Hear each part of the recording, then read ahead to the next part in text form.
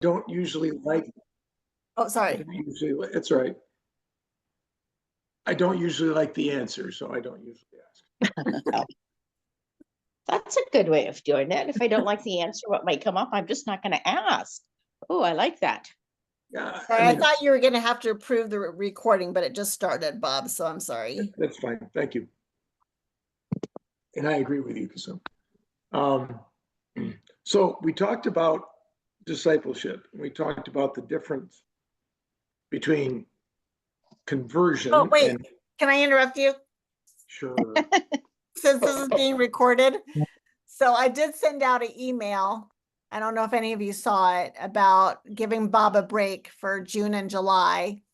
And I have dates for people to sign up to lead, and you can do it however you want, whether it's something you read or a verse you're going through or a sermon you heard or something you're dealing with or anything. It doesn't even have to be faith-based if you don't want. Just time for you to share. You have the soapbox for the night. So I thought we could do that during our new prayer request group, prayer partner group. So if you want to hook up with your prayer partner and do something together, then to do that. But I asked that we fill up June 1st before we do the tail end, or else I'll just designate you. So I'll assign you. Dying. So anyway, and I'll help you if you go through. It's to be fun and just to give Bob a break, and so we can hear each other.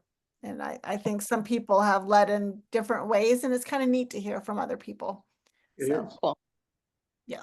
Now that you're not teenagers anymore. No, we're not teenagers anymore. It won't be as scary, but here we are. Okay, go ahead. I'm sorry. Disciple. Not a problem. We talked about discipling in the fact that conversion or making converts is different than making disciples. And although we're all called to share so that people can join the team, Jesus also told us at the end of Matthew that we should make disciples. So conversion is the beginning of a long cycle of now what do we do while we're making disciples? And the analogy I came up with that you'll probably all just laugh at me is none of you had children, brought them home from the hospital and said, well, that's all good. I hope they do okay in the rest of their life. The goal in having children, as we all discovered, that we were totally completely clueless on, was they tend to stick around for at least 18 years. And in some cases, our kids never really leave. They just keep calling and checking on mom and dad. So discipleship is the same thing. It is a long process, sometimes longer than others, like children. Sometimes they go to end of high school or college. They say, thank you very much. They really do sort of go off on their own. Sure, they call you at Christmas and whatever, and they're nice to you, but they're around all the time. And then other times, children are around a whole lot more, or like Rob, who, lives his own life, but on weekends he tends to come by because mom's cooking is better than his. My wood shop's better than one he doesn't have, and things like that. So everything's kind of different, but discipling is part of a process. And so Jesus called us to make disciples at the end of Matthew in 28 down around 18. And he said, make disciples, baptize them, and then teach them. And so part of discipling is once you get them converted and baptized, is you spend time teaching. You spend time helping them mature. And then depending upon who they are, you're letting them go at different times. Sometimes they return, sometimes they stick around. And so what's that discipling process and what are we supposed to do? So this is one of those where in 2 minutes or less, maybe, I'm going to give you what it says very, very, very quickly, and then we can talk about it. I'm going to give you what it says about discipling. And the way you want to do that, if you want to try this on your own, is look up in a Bible. Usually, probably have to do a Bible app because it's more than one word. Concordance is a little bit more difficult. But look up one another. 2 words, one another. Okay? Because when the Bible is referring to that in the New Testament, he's talking about sort of everybody that's on the team, all the people that have combined and converted and baptized, and what you do with and around to one another. So this is going to go fast. And Robin, what I'll have to probably do is when Mary Kay gets back next week, I'll let her sort of summarize these scripture verses, because there really is about 20 of them. And those are just the ones I chose. It wasn't even all of them. There's like 259. Did you go through all of them? Huh? Did you go through all of them? I did. Some of Oh, them, wow. some of them aren't applicable to what we're talking about. They just are things about one another. But generically, in John 13:14, it says, wash each other's feet. In John 13:34, it says, love one another. And we know what word love is there. It's agape. It says in Romans 12:10, you should be devoted to one another and give preference to one another. In Romans 12:16, it says you should be of the same mind with one another. Romans 14:13 says don't judge one another. 15:7 says you should accept one another. And 15:14 says you should admonish one another. You go to 1 Corinthians in chapter 12:25, it says have the same care for each other, for one another, to care for each other in the same way. In Galatians 5:13, it's serve one another. Galatians 6:1, it's bear one another's burdens. In 6:2, it's restore somebody in gentleness. In Ephesians 4:32, it's be kind, compassionate, and forgiving to one another. In Ephesians 5:21, it's subject yourself to one another, which means not only are you discipling them, as we talked about mentoring, but you should be listening to them and being mentored at the same time. In Colossians 3:16, it says, with wisdom, you should admonish and teach one another. In 1 Thessalonians 4:18, it says you should comfort one another. And in 5:11, it says you should encourage each other and build them up, which also is in Hebrews 3:13, which is the one where encourage somebody today, while today is called today, lest they be hardened by the deceitfulness of sin.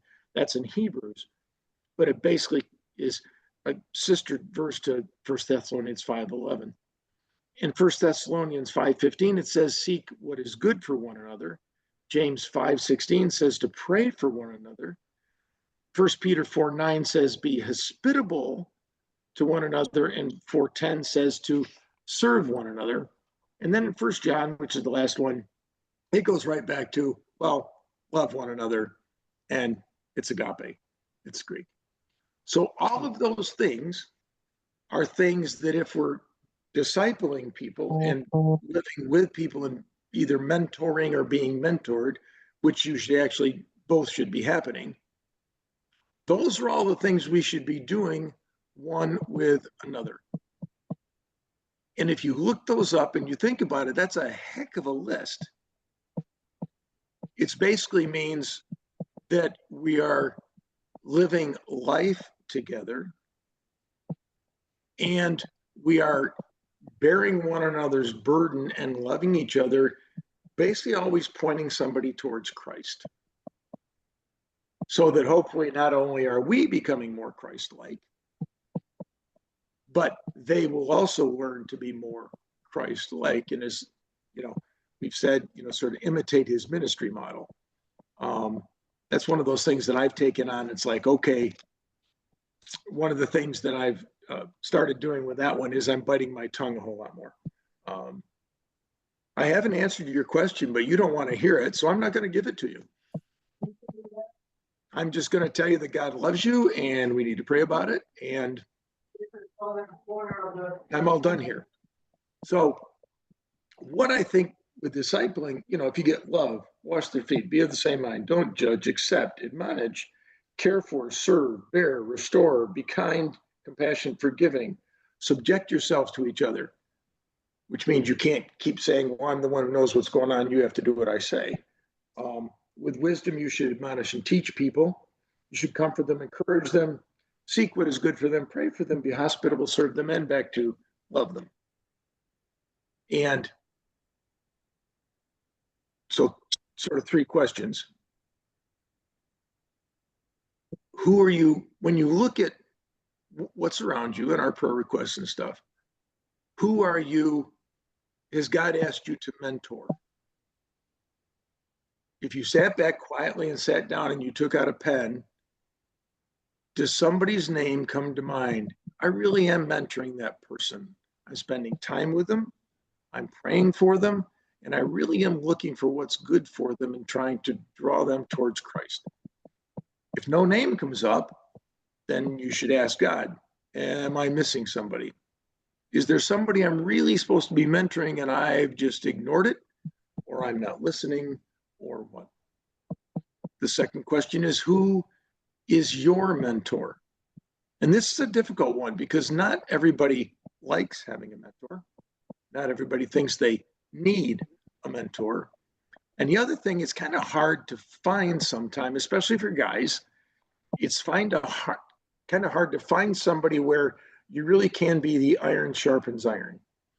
You can, without animosity or aggravation, you can share things, you can do things, and you can have people speak into your life. And that's a difficult thing, especially for guys. But again, ask yourself, who is one of my, if there's multiple, mentors? Who do I turn to? Who do I go to? And again, if the answer is zero, then you need to think about that, because normally God doesn't leave it. Americans think God leaves us all out by ourselves. We get to take care of it and then check with him sometime later. That's not how the system is supposed to work. And then after you've taken those two lists, and then you take the list I sort of came up with, is what things are being reflected either in my mentorship or being a mentee. What is being reflected, or am I truly avoiding one of the things that's in here? I'll give you a silly. I don't really like the Maundy Thursday part of the service where you get to wash somebody else's feet. That's not my best. I do it. I understand I should be able to do it. I understand God calls us to do it, and I would prefer he didn't call me to do it. But if Jesus could wash all the guys' feet, I can probably wash somebody's feet on Monday, Thursday. Just on that day? Well, probably. Yeah. Yeah. So in this list of things, are there things that we avoid simply because it's us and our preferences? And should you pray about, okay, God, I really am having trouble with this one, or talking about this, or sharing this, or even working through this with somebody else, because I really don't want to ask them how they're doing with, because I know what answer I'm going to get, and then we're going to have a discussion, and then this, am I avoiding something? Am I avoiding it because of me? Because the only person I can change is me, right? I'd love to be able to to say X and fix somebody. We all have children or grandchildren or whatever. We'd love to be able to fix something in them we hate, because we hate that in us. So we hate it in our kids. And we really would like to be able to speak into our children's life and say, look, I hate it in me. I hate it in you. If you'd change, we'd all be better. And don't tell me you haven't thought that sometime, because I know you have. Sorry. So that's my question now, is from a discipleship standpoint, all I'm doing is giving you places to pray. And then it's like, okay, I would expect that you come back and say to your prayer partner or to somebody else in the group or a pastor or somebody that you talk to and say, okay, I'm trying to get over this hump right here. I'm trying to get past this. I'm trying to be more Christ-like. What are there some things I can do to improve me? And there's the challenge for today. And you can stop recording, hopefully.